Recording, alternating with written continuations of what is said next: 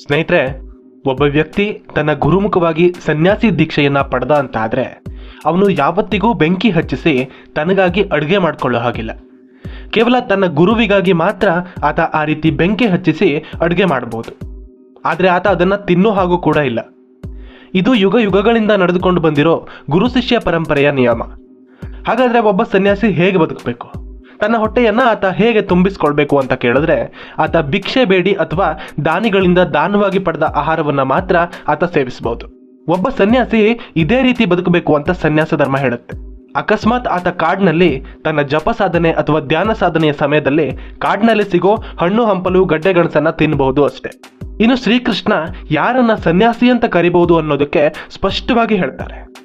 ಯಾವುದೇ ಫಲದ ಅಪೇಕ್ಷೆ ಇಲ್ಲದೆ ನಿಸ್ವಾರ್ಥವಾಗಿ ಭಗವಂತನ ಸೇವೆಯನ್ನ ಮಾಡೋನು, ಪ್ರಪಂಚದ ಯಾವುದೇ ಅಪೇಕ್ಷೆಗಳ ಕಡೆ ತನ್ನ ಮನಸ್ಸನ್ನ ಸರಿಯದಂತೆ ಹಿಡಿದಿಟ್ಕೊಳ್ಳೋನು ಬ್ರಹ್ಮಜ್ಞಾನಕ್ಕೆ ಅರ್ಹನಾಗ್ತಾನೆ.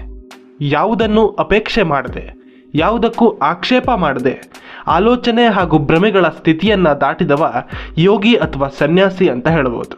ಅವನಿಗೆ ದುಃಖ, ಸಂತೋಷ, ಅವಮಾನ, ಹೊಗಳಿಕೆ ಇದ್ಯಾವುದು ಕೂಡ ಆತನ ಮೇಲಾಗ್ಲಿ ಆತನ ಮನಸ್ಸಿನ ಮೇಲಾಗ್ಲಿ ಪರಿಣಾಮ ಬೀರಬಾರ್ದು.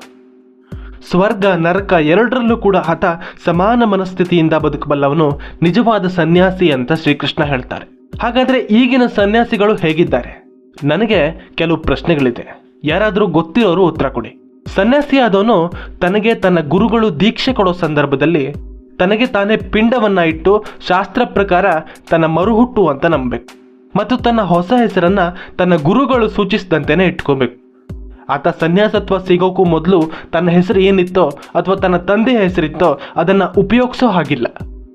ತನ್ನ ತಂದೆಯ ಹೆಸರನ್ನ ಬದಲು ಆತ ತನ್ನ ಗುರುವಿನ ಹೆಸರನ್ನು ಮಾತ್ರ ಬಳಸ್ಬೋದು. ಹೀಗೆ ತನ್ನ ಮೊದಲ ಜೀವನದಿಂದ ಎಲ್ಲವನ್ನ ತೊರೆದು ತ್ಯಾಗ ಮಾಡಿದ ಸನ್ಯಾಸಿಗೆ ಈ ಜಾತಿಗಳೆಲ್ಲಿಂದ ಬರುತ್ತೆ? ಹಾಗಾದರೆ ಜಾತಿಗೊಬ್ಬ ಸನ್ಯಾಸಿಗಳೆಲ್ಲಿಂದ ಬರ್ತಾರೆ?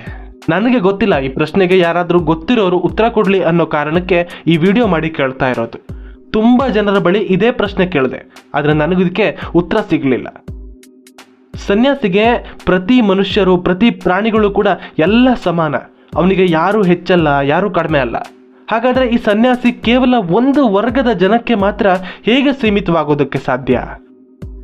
ತನ್ನ ಮೋಕ್ಷಕ್ಕಾಗಿ ಅಥವಾ ತನ್ನ ಆರಾಧ್ಯ ದೈವದ ಸಾನ್ನಿಧ್ಯಕ್ಕಾಗಿ ಅಥವಾ ಲೋಕ ಕಲ್ಯಾಣಕ್ಕಾಗಿ, ಧರ್ಮ ರಕ್ಷಣೆಗಾಗಿ ತನ್ನ ಬದುಕನ್ನು ಮುಡಿಪಾಗಿಟ್ಟ ಒಬ್ಬ ಸನ್ಯಾಸಿ ಒಂದು ಜಾತಿಯ ಅಥವಾ ಒಂದು ಸಮುದಾಯದ ಮೀಸಲಾತಿಗಾಗಿ ಅಥವಾ ಇತರ ಬೇರೆ ಯಾವುದೇ ರಾಜಕೀಯ ಕಾರಣಗಳಿಗಾಗಿ ಬದುಕೋದು ಎಷ್ಟು ಸರಿ? ನಮ್ಮ ಪುರಾಣಗಳಲ್ಲಿ ಒಂದು ಮಾತಿದೆ, ಸನ್ಯಾಸಿಗಿಂತ ಶ್ರೇಷ್ಠ ರಾಜ ಇಲ್ಲ ಅಂತ. ಯಾಕಂದ್ರೆ ಅವನಿಗೆ ಪ್ರಪಂಚದ ಎಲ್ಲ ಜೀವಿಗಳು ಸಮಾನ, ಎಲ್ಲ ವರ್ಗದ ಜನರು ಕೂಡ ಆತನಿಗೆ ಸಮಾನ. ಆ ಭಗವಂತ ಹೇಗೆ ತಾನು ಸೃಷ್ಟಿ ಮಾಡಿದ ಎಲ್ಲ ಪ್ರಪಂಚದ ಜೀವಿಗಳನ್ನು ಸಮಾನವಾಗಿ ನೋಡ್ತಾನೋ ಹಾಗೆ ಸನ್ಯಾಸಿಗಳು ಕೂಡ ಎಲ್ಲರನ್ನ ಸಮಾನವಾಗಿ ನೋಡ್ತಾರೆ ಅನ್ನೋ ಮಾತಿದೆ. ಇದರಿಂದನೇ ಸನ್ಯಾಸಿಗಳು ನಮಸ್ಕಾರವನ್ನ ಪಡೆಯೋದಕ್ಕೆ ಅರ್ಹರು ಅಂತ ಹೇಳಲಾಗುತ್ತೆ. ಹೀಗೆ ಬದುಕಬೇಕಾದ ಸನ್ಯಾಸಿ ರಾಜಕೀಯ ಪುಡಾರಿಗಳ ಹೊಗಳು ಭಟನಾಗಿ ಅವರ ಸಹಸ್ರನಾಮ ಹೇಳ್ತಾ ಅವರಿಗೆ ನಿರ್ದಿಷ್ಟ ಜಾತಿಯ, ನಿರ್ದಿಷ್ಟ ಸಮುದಾಯದ ವೋಟ್ಗಳನ್ನು ಕೊಡಿಸೋ ಭರವಸೆ ನೀಡಿ ಅವ್ರಿಗಾಗಿ ಕೆಲಸ ಮಾಡೋದು ಎಷ್ಟು ಸರಿ? ನಾನು ಇಲ್ಲಿ ಯಾವುದೇ ಒಂದು ಸಮುದಾಯದ ಬಗ್ಗೋ ಅಥವಾ ಯಾವುದೋ ಒಂದು ಸನ್ಯಾಸಿ ಬಗ್ಗೋ ಅಥವಾ ಯಾವುದೋ ಸ್ವಾಮಿನೋ ರಾಜಕಾರಣಿ ಬಗ್ಗೋ ಮಾತಾಡ್ತಾ ಇಲ್ಲ. ಯಾರನ್ನ ಟಾರ್ಗೆಟ್ ಮಾಡಿ ಮಾತಾಡೋ ಉದ್ದೇಶ ಕೂಡ ನನಗಿಲ್ಲ. ನನಗೆ ಈ ಪ್ರಶ್ನೆಗೆ ಉತ್ತರ ಬೇಕಿತ್ತು. ನನ್ನ ಹಾಗೆ ತುಂಬ ಜನಕ್ಕೆ ಕೂಡ ಈ ಪ್ರಶ್ನೆ ಕಾಡ್ತಾ ಇರ್ಬೋದು. ನಿಮ್ಮಲ್ಲಿ ಯಾರಿಗೆಲ್ಲ ಈ ಪ್ರಶ್ನೆ ಕಾಡ್ತಾ ಇದೆಯೋ ಕಮೆಂಟ್ನಲ್ಲಿ ತಿಳಿಸಿ. ನಿಮ್ಮಲ್ಲಿ ಯಾರಿಗೆ ಈ ಪ್ರಶ್ನೆ ಉತ್ತರ ಗೊತ್ತಿದೆಯೋ ಅವರು ಕೂಡ ನಿಮ್ಮ ಉತ್ತರವನ್ನು ತಿಳಿಸಿ. ಯಾಕಂದರೆ ನಮ್ಮ ಹಿಂದೂ ಸಮಾಜ ಇವತ್ತು ನಿಜವಾಗಿ ತುಂಬ ಕಷ್ಟ ಕಾಲದಲ್ಲಿದೆ.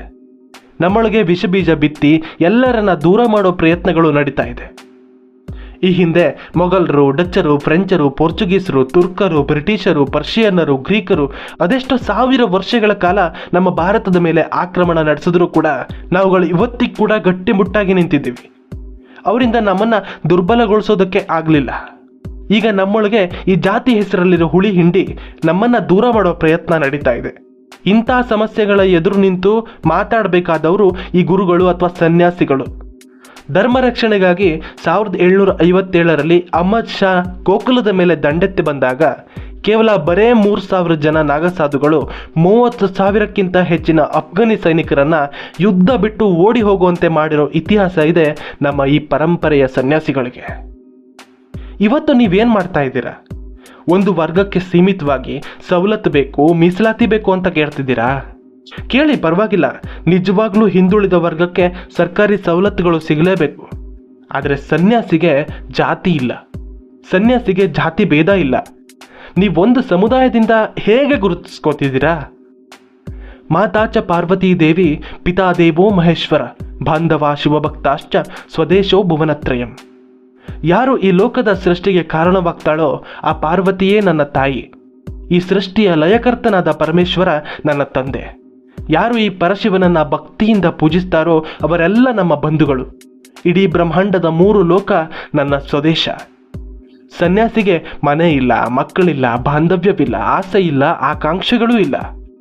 ನಮ್ಮ ಧರ್ಮದ ಶ್ರೇಷ್ಠತನವನ್ನ ಮಣ್ಣು ಪಾಲು ಮಾಡೋ ಕೆಲಸವನ್ನ ನೀವು ಯಾಕೆ ಮಾಡ್ತಾ ಇದ್ದೀರಾ?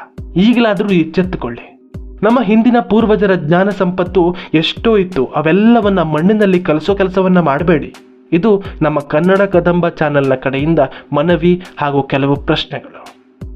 ಇನ್ನು ನಮ್ಮ ಹಿಂದಿನ ಪೂರ್ವಜರ ಜ್ಞಾನ ಎಷ್ಟಿತ್ತು, ಅವರ ಬುದ್ಧಿವಂತಿಕೆ ಎಷ್ಟಿತ್ತು, ಯಾಕೆ ನಮ್ಮ ಭಾರತೀಯ ಜನಾಂಗ ಶ್ರೇಷ್ಠ ಅನ್ನೋದನ್ನ ನೋಡೋದಕ್ಕೆ ಹಾಗೂ ನಮ್ಮ ದೇಶದಲ್ಲಿರೋ ಅದ್ಭುತವಾಗಿರೋ 5 ದೇವಾಲಯಗಳಲ್ಲಿನ ಕುತೂಹಲಕಾರಿ ಸಂಗತಿಗಳನ್ನು ನೋಡೋದಕ್ಕೆ ಈ ಎಡಗಡೆ ವಿಡಿಯೋ ಮೇಲೆ ಕ್ಲಿಕ್ ಮಾಡಿ.